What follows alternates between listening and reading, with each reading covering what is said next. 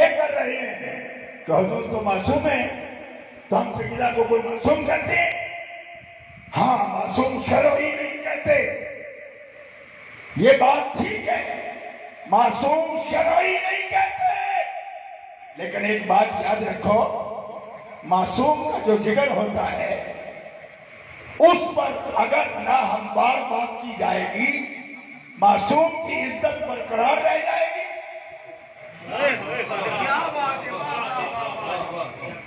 قرآن سے میں ثبوت دے رہا ہوں، سورہ نور میں تہمت تو لگی ام المومنین پر، ہماری مومنوں کی ماں پر منافقین نے تہمت لگائی۔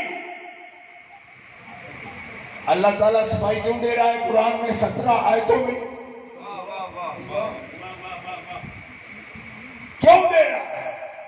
مسلمانوں کو منع کر رہا ہے ایسی بات سوچنا بھی نہیں، ایسی بات زبان پر بھی نہیں لانا، کوئی کہہ دے تو سننا بھی نہیں۔ اور فرما رہے ہیں آپ لولا اذ سمعتموہ قلتم ما یکون لنا ان نتکلم بہذا سبحانک ھذا بہتان عظیم۔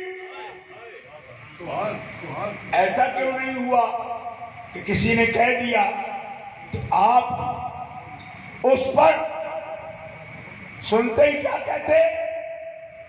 ہم یہ نہیں کہیں گے اللہ کی ذات بہت بلند ہے، پاکیزہ ہے، ھذا بہتان عظیم، یہ تو جھوٹ ہے، بہتان ہے، بہت بڑا بہتان ہے۔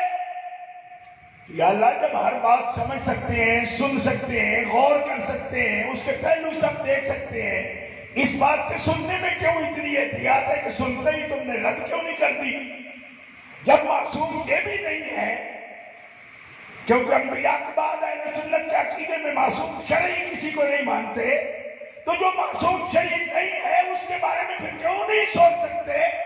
فرمائے یہ سوچنا تمہارا کام نہیں، یہ سوچنا رب کا کام ہے، کیونکہ حبیب رب کا ہے نا، تو حبیب رب کا ہے تو حبیب بچہ جس کی ذمہ داری ہوتا ہے عزت کے مطابق اس کی شان کے لائق رشتہ وہ ڈھونڈتا ہے نا، تو جب حبیب میرا ہے تو عزت والے گھر میں اس کی شادی کرنا، نکاح کرنا، یہ میرے ذمہ کرم پر ہے۔ اس میں ایسا الزام آئے گا تو یہ الزام مجھ پہ آئے گا، اسی لیے تو کہہ رہا ہے سبحانہ کا، ورنہ بات ان کی ہو تو سبحانہ کا کیا دخل ہے؟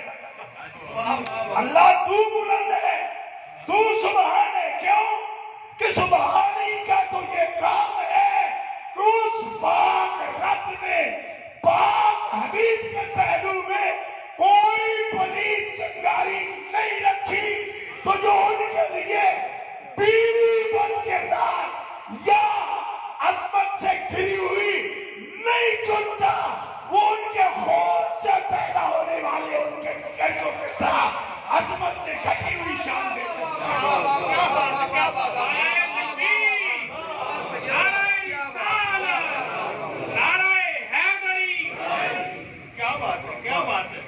اب فتوے لیے جا رہے ہیں جی، کہہ دی ایسی بات، ہمیں روکا جا رہا ہے، خطا سے روکا جا رہا ہے، اور لفظ خطا سے روکا جا رہا ہے، اس لیے بداندیش مفتیوں نے اس پر یہ قلم اٹھایا۔ میں نے کہا اہل سنت کے عقائد کی کٹہرے میں تمہیں جواب دینا پڑے گا کہ جو شخص ادب رسول اور ادب بدائے رسول کی بات کر رہا ہے، تم اس عقیدہ کو کفر کہہ رہے ہو، تو کیا سکھانا چاہتے ہو؟ 100 سال امام احمد رضا بریلوی پوری دنیا کو یہ سمجھاتے رہے کہ لفظ کلمہ مبارکہ قرآن پاک کا بھی ترجمہ کرتے ہوئے احتیاط کرو۔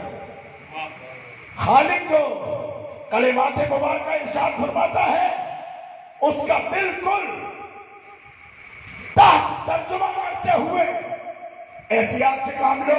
کیوں کہ خالق فرما سکتا ہے، امت وہ لفظ بھی ادا اپنی طرف سے نہیں کر سکتی۔ محاسن کنز ایمان چھاپے علماء نے 100 سال یہ تحریک چلی.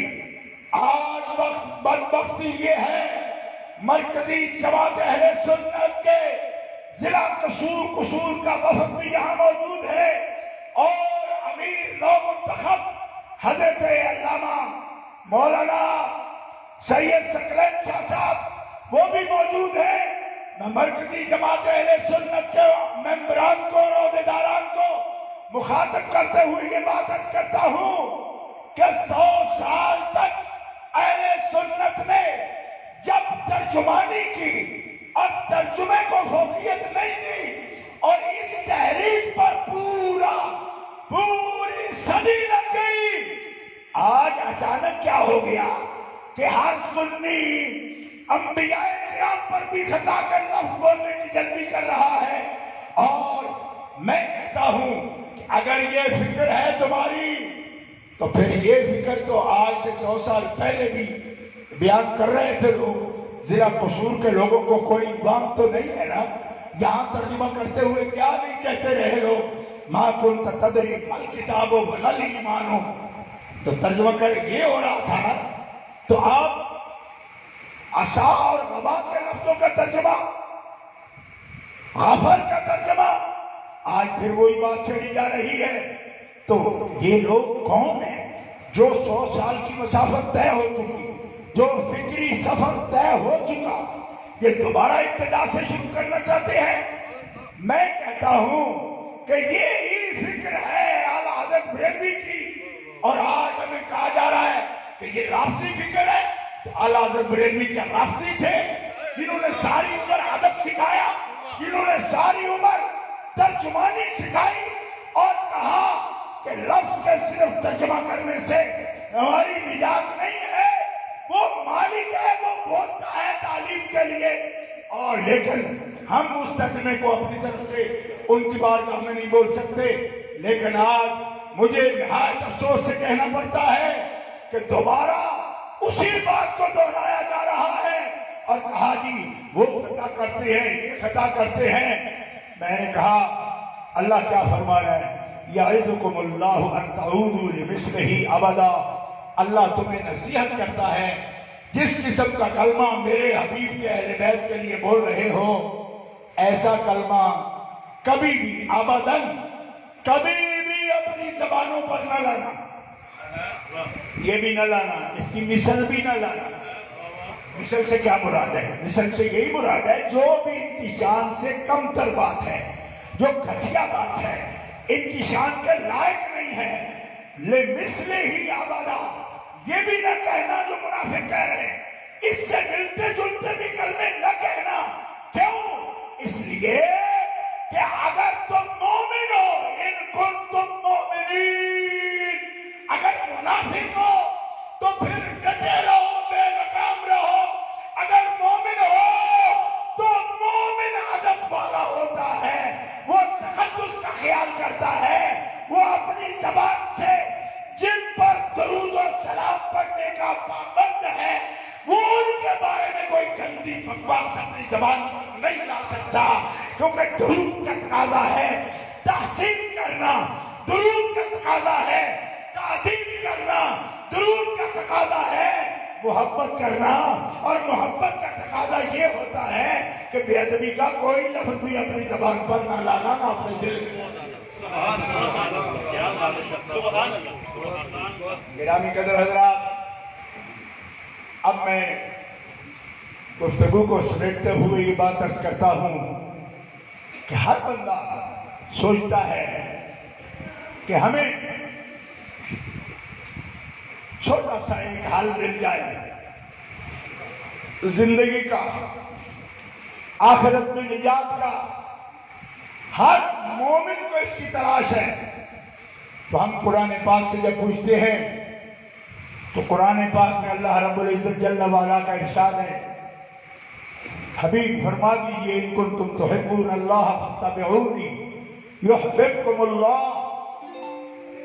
اے حبیب آپ کہہ دیجئے کہ اگر تم اللہ کو چاہتے ہو، محبت کرتے ہو اور سچے عاشق اور محب بننا چاہتے ہو اللہ تعالیٰ جل وعلا کے فاتبعونی، تو میرے پیچھے چلو. حضور سے فرمایا آپ فرما دیجئے کہ آپ کے پیچھے چلیں، اتباع کریں. علماء فرماتے ہیں آپ کو اہل بیت اطہار کے بارے میں بھی دوسروں سے پوچھنے کی ضرورت نہیں. اتباع کرنا حضور کا یہی خدا کی محبت کا ذریعہ ہے نا. تو حضور حضرت خاتون جنت سے جو رویہ رکھتے تھے اس میں بھی اتباع کرو. کہ اتباع صرف اس بات میں رکھی ہے کہ ٹوپی اس طرح کو پہنو اور ٹخنے اپنے اس طرح رکھو. یہ بھی تو دیکھو نا کہ حضور رشتے کے اعتبار سے باپ ہیں، یہ بڑا رشتہ ہے. لیکن حضرت خاتون جنت کے لیے صحیح احادیث سیاستہ میں موجود ہیں. جب بھی آپ تشریف لاتی، نبی کریم علیہ السلام کی بارگاہ میں آتی، اللہ کے رسول ان کے لیے اٹھ کر کھڑے ہو جاتے. آہستہ کیوں بھائی؟ سبحان اللہ، سبحان اللہ. کیونکہ میں تو بلانے ہی آتا ہوں، کبھی 6 مہینے میں، سال میں، 2 سال میں آؤں گا. تو ایک دفعہ بھی ہرا جلا کے نہ جاؤں تو پیٹرول پمپ میں کھڑی ہوئی گاڑی ہرا کا ڈرائیور ٹینکی فل کرتا ہے نا، کیونکہ پوری تسلی کرتا ہے تو کوئی نہ رہ نہ جائے. میں بھی ہرا جلا کے سبحان اللہ کے ساتھ آپ کو یہ بتانا چاہتا ہوں.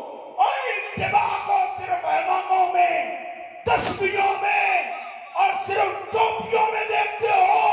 اور یہ بھی تو دیکھو کہ مصطفیٰ باپ ہے مگر بیٹی کے لیے کھڑے ہو کر کیا بتاتے ہیں کہ میں اللہ کا رسول رحمت للعالمین، رشتے میں باپ، اس کی باوجود میں جس ہستی کی تعظیم کرتا ہوں میری امتی ہو کر تم اس کی تعظیم کیسے نہیں کرتے؟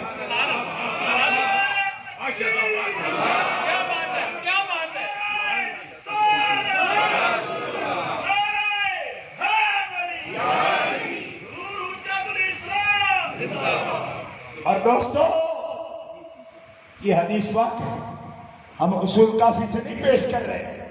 یار لوگوں نے علم عقائد نیا کھڑ لیا، ایک بات سے اختلاف ہو گیا تو کہا جی آپ تو رافضی ہو گئے. میں نے کہا یہ رفت ہے تو پھر پوچھ جاتی ام المومنین عائشہ صدیقہ سے رضی اللہ تعالی عنہا، آپ سے پوچھ آپ کیا فرماتی ہیں؟ ما رأيت أحدا أشبه برسول الله من فاطمہ.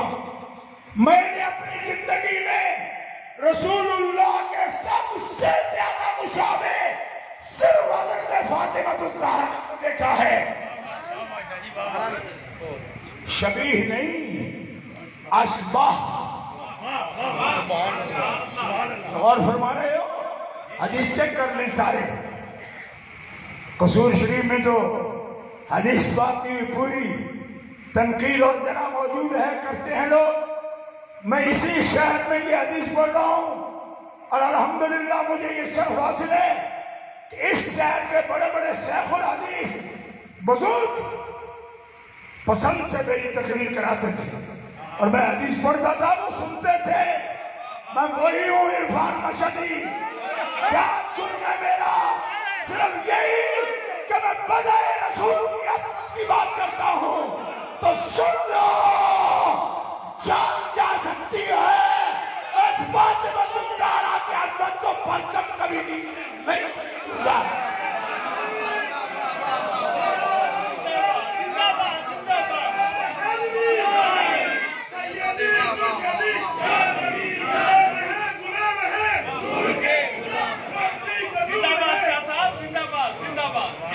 اور یاد رکھو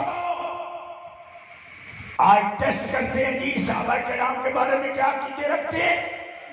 اور متاخرین صحابہ کے لیے بھی کسی نے اگر کتاب لکھی ہے اس سید نے لکھی ہے، لیکن تمہیں شرم نہیں آتی؟ اسے سے سمجھ لو جب میں متاخرین کے خلاف کچھ نہیں سن سکتا تو متقدمین اور صرف متقدمین نہیں، صرف سابقون الاولون نہیں، لا نہ کوئی سیاستہ سے دکھا. سب سے پہلے کس نے رسول اللہ صلی اللہ علیہ وسلم سے کے کاندھے مبارک سے اوجڑی دور کی؟ کدھر دور کیا؟ کون ہے وہ؟ اور لالا سیاستہ سے بتا کون تھی وہ کہ جو شب ابی طالب میں 3 سال چھوٹی سی عمر میں اپنے ابا رحمت للعالمین کا آرام کا خیال کرتی تھی؟ شرم کر. کون سی خدمت ہے ان کی جس کا صلہ تو یہ دے رہا ہے؟ اللہ کے رسول کی خدمت کرے. ان کے آرام کا 3 سال تک مقاطعہ اور بائیکاٹ کے دور میں بھی خیال فرمائیں. اور اپنی بہنوں سے یہ کہیں کہ کبھی اپنی ضرورتوں کے لیے رسول اللہ کے سامنے چہرہ اپنا غمگین نہ کرنا. کیوں کہ پریشان ہوں گے جب بھی آئیں، باوجود اس کے کہ ہمیں ضروریات ہیں، لیکن ایسے چہرے سے پیش آؤ کہ رسول اللہ ہماری طرف سے پریشان نہ ہو، خوش ہو جائیں. اس عمر میں یہ شعور ہے ان کا. کیوں؟ یہ آل اسماعیل ہے. تو جب بابا اس عمر میں سمجھتا ہے فانظر ماذا ترا، آپ کیا پوچھتے ہیں مجھ سے؟ جو کچھ آپ کو حکم دیا کر دیجئے. آج لوگ کہتے ہیں کہ کیسی کہانیاں؟ کہانی نہیں، یہ خاص لوگ ہیں، خاص ہے ترکیب میں قوم رسول ہاشمی. تمہیں سمجھ نہیں آتی؟ یہ فیضان نظر ہے یا کہ مکتب کی کرامت ہے؟ اور سکھائے کس نے اسماعیل کو آداب فرزندی؟ ابھی آپ کو یاد نہیں آتا؟ وہی اگر آپ کے طبیعتیں بخیل ہیں اور خون رسول کا ادب نہیں آتا اور تمہیں زیادہ محبت صحابہ کے عنوان سے آتی ہے تو شرم کرنا. 5 سال کی عمر مبارک میں رسول اللہ کے کانوں سے جو کدھر کو دور کر رہی ہیں، اوجڑی جو دشمنوں نے ڈالی اس کو دور کر رہی ہیں. صحابیت میں وہ کسی سے پیچھے ہیں؟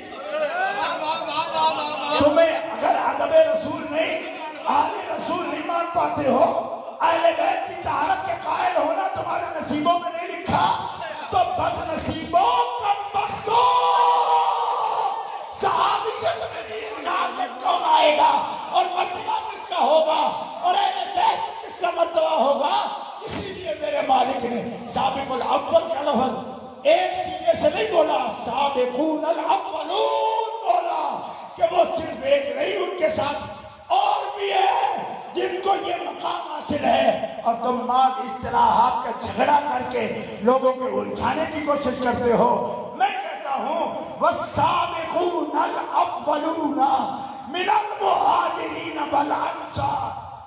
مہاجرین انصار کے لیے اولون برداشت کر جاتے ہو، اور وہ اولون جو مقاطعہ کے وقت 3 سال شاید میں ساتھ ہیں، ان کے لیے اولون کا بوجھ بھی تم سے برداشت نہیں ہوتا.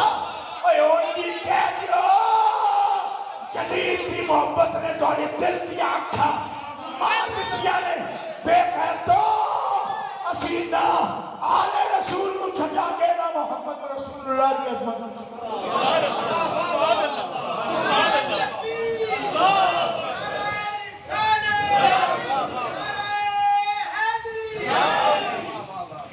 حضرت خاتون جنت کی عظمت کے لیے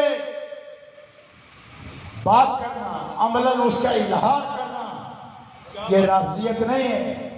ورنہ کس پر فتویٰ لگاؤ گے؟ رسول اللہ خود ان کی تعظیم کرتے ہیں، محبت فرماتے ہیں. اور پھر آپ نے کس بات میں کہا کہ اشباہ ہیں؟ کلامن ہدین دلن سمتن. سیرت میں حضور کے اشباہ، صورت میں حضور کے اشباہ، بات چیت میں حضور کے اشباہ، طور طریقے میں حضور کے اشباہ. اور سنو، صورت میں تو بچے بچیاں باپ جیسی ہوتی رہتی ہیں، مگر یہ بڑا نادر ہے کہ بچوں کی سیرت بھی، اور سیرت بھی اس باپ جیسی کہ جس کی تعریف یہ ہو انکا لعلی خلق عظیم. اور کہتے ہو جی کوئی سید کہہ رہا ہے، بڑھا کے کہہ رہا ہے؟ نہیں، یہ ام المومنین کہہ رہی. حضرت سیدہ صدیقہ کہہ رہی، صدیقہ بنت صدیق کہہ رہی. پھر صورت بھی صرف حضور جیسی نہیں، سیرت بھی حضور جیسی ہے. اور حضور ان کا ادب کیسے دیکھنا چاہتے ہیں؟ توجہ کرنا. جامع ترمذی اجلسہا فی مجلسہ ہی، رسول پاک کھڑے ہی نہیں ہوتے تھے بلکہ اپنے بیٹھنے کی جگہ اپنی حیات مطہرہ میں، اپنی حیات مطہرہ میں ظاہرہ میں. میں کوئی مثال نہیں دے سکتا، کوئی مثال نہیں دے سکتا. کیوں؟ ان کی مثال ہے نہیں تو دوں کیسے؟ لیکن سمجھنے کے لیے آپ کو اتنا کہتا ہوں کہ اگر کسی کے باپ کا رتبہ ہے نا روحانی، علمی، یا پھر کوئی اور عہدہ ہے اس کے پاس تجارت کا یا کسی قسم کا، تو جس بچے کو وہ اپنی گدی پر بٹھاتا ہے زندگی میں، دوسرے اس سے الجھتے بھی نہیں. کیوں؟ اس بات کو یاد رکھتے ہیں، یاد رکھتے ہیں.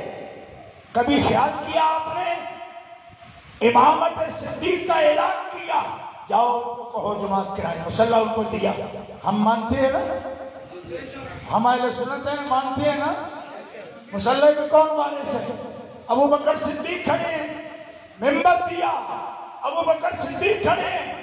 اگر یہ سنیت ہے اور ہے یہ سنیت اور میں دیتا ہوں اس کا پیرا، مرکزی جماعت اہل سنت دیتی ہے پیرا، لیکن یہ کیوں بھولتے ہو کہ حضور اجلسہا فی مجلسہ ہی، جب اپنی گدی پر حضور سیدہ خاتون جنت کو بٹھائیں اور حدیث صحیح میں موجود ہو، تو ذرا یہ بھی بتاؤ نا کہ اپنی خاص اپنی مسند پر کسے بٹھاتے تھے؟ اور یہ چشم رحمت للعالمین اس منظر کو دیکھ کر خوش ہوتی تھی تب اپنی جگہ سیدہ خاتون جنت کو بٹھاتے تھے نا. آج عرفان مشہدی سے پوچھتے ہو کہ وہ ادب کیوں کر رہے ہو حضور والا، تو میں کہتا ہوں حضور جب اپنے حکم سے، خود اپنے حکم سے سیدہ کو اپنی جگہ بٹھائے، تو میری چشم اگر حضور کی جگہ ان کو دیکھتی ہے تو کیا غلطی کرتی ہے؟ نعرہ تکبیر، نعرہ رسالت، عظمت و شان حضور سیدہ کائنات، نعرہ حیدری. اب کوئی سوال اٹھائے گا کہ نبی مانتے ہو؟ میں نے کہا نہیں، فرما دیا آپ نے عورتیں نبی نہیں ہوتی. معصوم شرعی مانتے ہو؟ میں نے کہا نہیں. یطہرکم تطہیرا کے پر لغوی معصوم بولنے کی ضرورت ہی نہیں، اور شرعی اگر سائل بھائی کہتے ہیں کہ جب کہا عورت نہیں ہوتی تو اس کا مفہوم ختم ہو گیا. لیکن تم اپنی بے ادبی، گستاخی اور شتم چھپانے کے لیے یہ نقاب اوڑھتے ہو. اللہ کے کرم سے سادات آل علی نے تمہارے نقاب چھین کر رکھ دیے ہیں اور آئندہ بھی پھاڑ کر رکھیں گے. یہ یزیدیت والے جو نقاب پہن کے تم آل رسول کی عظمتوں پر ڈاکہ ڈالنا چاہتے ہو، اہل سنت کے مذہب و طریقہ میں اس کی کوئی گنجائش نہیں. کیوں؟ ہمارے پیر مجدد الفسانی واضح کر گئے، سنی ہونے کی پہلی شرط ہے اہل بیت سے محبت کرنا، اور دوسری شرط ہے صحابہ کرام کی عزت کرنا. تو آج ہم بتا دینا چاہتے ہیں کہ ہم دوسری شرط کو نہیں بھولے، پوری کرتے ہیں، کر رہے ہیں، لیکن تم پہلی شرط کو بھول چکے ہو. بے خیر تو اپنا سنی ہونا ثابت کرو، ہمیں کیوں درس دے رہے ہو؟ کیونکہ اہل تسنن کے لیے پہلی شرط حضرت مجدد الفسانی نے متعین کی، محبت اہل بیت رسول. زور سے کہو اور زور سے بولو. تو قصور اپنا ہے، ٹھیک ہے، شہر قصور کی بات نہیں کر رہا. غلطی کی بات کر رہا ہوں تو تمہاری تو ذمہ ہمارا لگا رہے. میرے بھائی سید شبیر حسین شاہ صاحب عبدالآبادی رحمۃ اللہ علیہ تقریر کرتے تھے. وہ کہتے ہیں کہ کوئی بد کردار عورت تھی نا تو گاؤں میں اس کی شادی ہو گئی, کسی سے لڑ پڑی, تو جس سے لڑے اس سے پہلے بد کردار کہہ دے تو اگلی بیچاری کہیں کہ کمال ہے بھائی یہ تو گل تینوں کرنی سی. میں کہ مینوں پتا سی تو مینوں کرنی لہذا میں تمہیں پہلے کر دیا. فتوے ہم پہ قبول کر رہے ہیں. میں نے کہا کیوں, وجہ بھی لکھو. وہ گستاخی نہیں کر رہے ہیں اس لیے تیری نظر میں ایماندار وہ ہوگا جو گستاخی کرے گا. جو نہیں کر رہے تمہیں سمجھا رہے ہیں کہ تم یہ کفر کر رہے ہیں. اور بیوقوفا یہ کفر نہیں, کفر ہے بے ادبی کرنا, گستاخی کرنا, اپنی زبان آلودہ کرنا, ایسے لفظ بولنا جو ان کے شایان شان نہیں, ذو معنی لفظ بھی بولنے کی اجازت نہیں. میں کیا بتاؤں تمہیں, امام نووی رحمۃ اللہ علیہ کو دیکھ شرح مسلم میں کیا کہتے ہیں. فرمایا اذیت سے بچاؤ, اذیت سے بچو, سیدہ پاک کی اذیت سے بچو کہ کوئی جملہ یا عمل تمہارا ان کے لیے تکلیف کا باعث ہو. اور اس مقام پر قلم توڑ دیا امام نووی شارح مسلم نے. فرماتے ہیں کہ اگرچہ کوئی جائز عمل ہو لیکن ان کی اتباع کے لیے اذیت کا باعث ہو, وہ جان بھی نہ کرو. پوچھا کہ اس کی دلیل کیا ہے؟ فرمایا مولا مرتضیٰ کو رشتے کی آفر ہوئی. آپ نے کوئی کوشش نہیں کی, آفر ہوئی کہ ہم رشتہ دیں گے. تو رسول پاک نے کیا فرمایا؟ نہیں, یہ نہیں ہو سکتا. اس پر محدثین کلام کرتے ہیں, شریعت میں اجازت ہے نا, فَانْكِحُوا مَا طَابَ لَكُم مِّنَ النِّسَاءِ مَثْنَىٰ وَثُلَاثَ وَرُبَاعَ. تو منع کیوں فرمایا؟ فرمایا اس لیے کہ فاطمہ کو اگر اس پر غیرت ہوئی, فاطمہ کو غیرت ہوئی تو اٹھاؤ محدثین کے لفظ. فرمایا جن پر فاطمہ تو زہرا غیرت فرما جائیں ان کے ایمان کا خطرہ ہے. تو یہ کرم ہے, رحم ہے ان پر کہ اگر وہ نکاح میں آتی ہیں فاطمہ تو زہرا کے دل میں کوئی خیال آئے گا وہ ایمان سے ہاتھ دھو بیٹھے گی. ان پر کرم کرتے ہوئے روکا گیا. کیوں کہ بچوں اس بات سے, جائز امر میں بھی فاطمہ کو اذیت نہیں ہونی چاہیے. کچھ سمجھ آ رہی ہے؟ آج راستے ڈھونڈے جا رہے ہیں. وہ مجبوری کون سی ہے؟ اگر یہ مجبوری ہے بے ادبی کرنے کی تو پھر اہل سنت و جماعت حنفی یہ نام کیوں لکھواتے ہو؟ جاؤ آپ کے ساتھ شامل ہو جاؤ اور کھلا بکھلا کہو کہ میں ابو یزید محمد بن بٹ کی اولاد ہوں, میں امیر المومنین یزید کہنے والے کی نسل ہوں, میں درود پڑھتا ہوں ان پر. تو پھر مرد بن کے آنا پھر بلی بلی کیوں بنتا ہے؟ ٹکر پہ آنا پھر حسین جی تمہیں بتائیں گے. پھر نقاب اوڑ اوڑ کے باتیں کرتا ہے. ایسی بات نہیں کرتے. نہ یہ شیخ سعدی نے فرمائی کبھی, نہ یہ فرید الدین عطار نے کبھی فرمائی, نہ مولانا چابی نے فرمائی, نہ مولانا جلال الدین رومی نے فرمائی, نہ بابا بلے شاہ نے فرمائی, نہ والد شاہ رحمۃ اللہ علیہ نے فرمائی, نہ خواجہ دائم الحضوری رحمۃ اللہ علیہ نے فرمائی, نہ میاں شیر محمد صاحب شیخ پوری رحمۃ اللہ علیہ نے فرمائی. وہ کملیا کن کو سنا رہا ہے؟ میاں صاحب کے سامنے تو کسی نے آ کر سید بول دیا تو ادب کرنے لگے.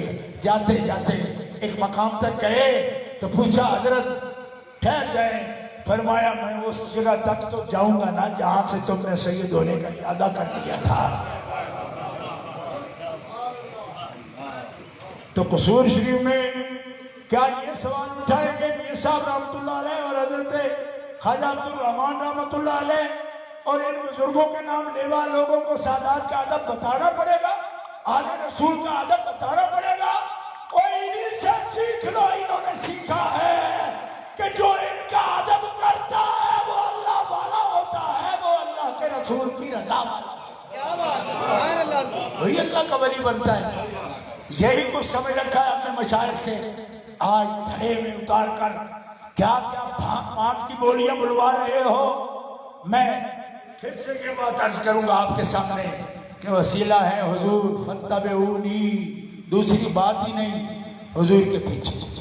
ان کا خیال کتنا کرو کہ شہر سے جاتے ہوئے سب سے بعد ملاقات کریں حضرت خاتون جنت سے، شہر میں داخل ہوتے سب سے پہلے ملاقات کریں ان سے، تو کیا سمجھتے لمحہ ملاقات کا سب سے مختصر رکھتے ہوئے، یعنی وقفہ مختصر رکھتے ہوئے، جب سے اذکرکم اللہ، میں تمہیں اللہ کا ڈر سناتا ہوں، ان کے بارے میں کبھی مجھے اذیت نہ دینا۔ اسی لیے فرمایا فاطمہ کی اذیت محمد رسول اللہ کی اذیت ہے، اور محمد رسول اللہ کی اذیت خود خالق کائنات کی اذیت ہے، اور بچو کیوں کہ جو ان کو اذیت دیتا ہے دونوں جہانوں میں ملعون ہوتا ہے، ملعون۔ اسی لیے پوری دنیا میں میں اعلان کرتا ہوں لعنت اللہ علیکم دشمنان، آہستہ نہیں بولو نا، لعنت اللہ علیکم دشمنان، بھائی رعایت کسی کو، لعنت اللہ علیکم دشمنان اہل بیت۔ یک آواز کو سور شریف کا مجمع ریفرنڈم ہے آج آل رسول کے حق میں، جو بولے گا وہ کچھ کے بتائے گا لعنت اللہ علیکم دشمنان، واہ واہ واہ واہ واہ واہ، سبحان دشمنان اہل بیت۔ پچھلی صف تک آواز آئے بھائی، اور جنہوں نے ابھی بھائیوں سے مشورہ کر کے بولنا ہے وہ چلو اگلے جلسے میں بول لینا، اور جن کا ایمان گواہی دے وہ ذرا غور سے گواہی دے دے لعنت اللہ علیکم۔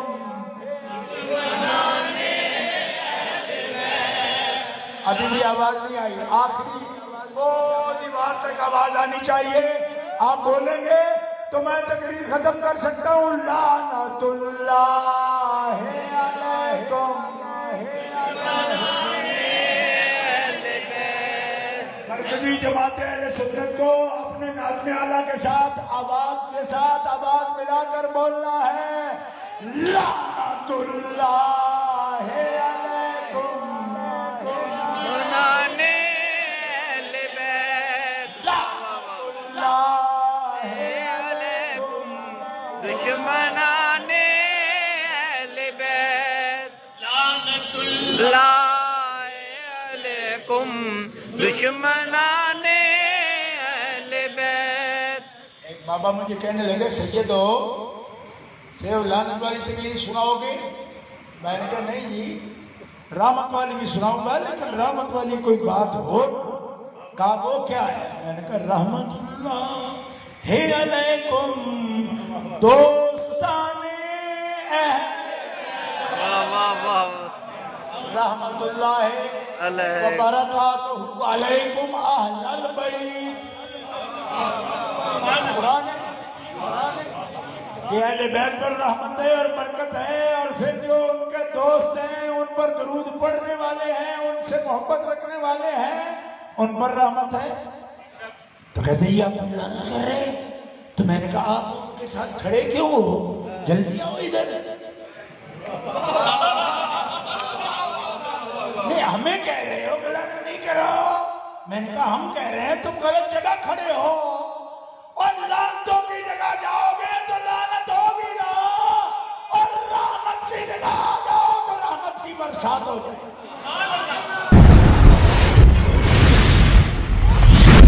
Truth TV.